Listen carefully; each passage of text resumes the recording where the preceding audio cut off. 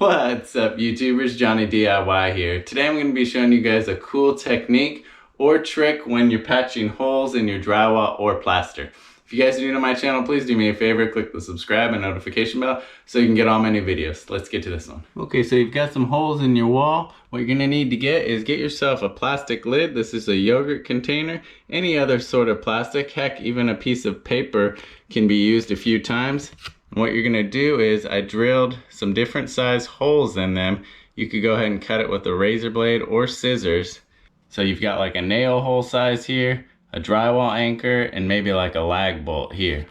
Then you're gonna line it up with the hole that matches, that's just a little bit bigger than your hole in the wall. And then you're gonna take some drywall compound or spackle, and we're just gonna wipe it right in there. What this is gonna do is this is gonna limit how much of this you're spreading all over the wall. And it's more important, especially when you have textured drywall, so you don't make a big ugly spot where it's all smooth.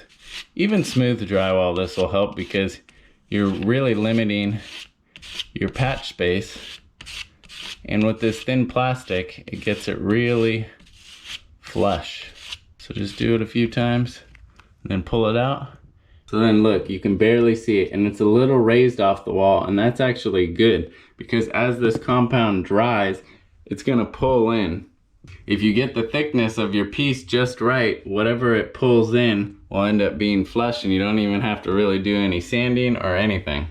And what's cool about how small of an area this makes is if you're not gonna repaint the whole wall, you can just take your touch-up paint and just go right over those little things. If you have bigger holes, you may want to put a little bit of primer before you put your paint to get a better chance of it matching.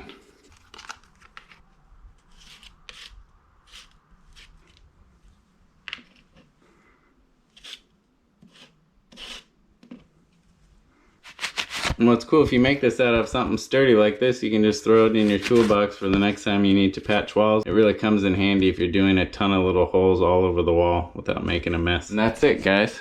Hopefully you found this trick helpful. If you did, give it a thumbs up. If you have any questions or comments, go ahead and leave those down below. And if you're new to the channel, subscribe and click the bell. That way you can get all my new videos. Thanks for watching Johnny DIY. Keep on doing it yourself, guys. Take care.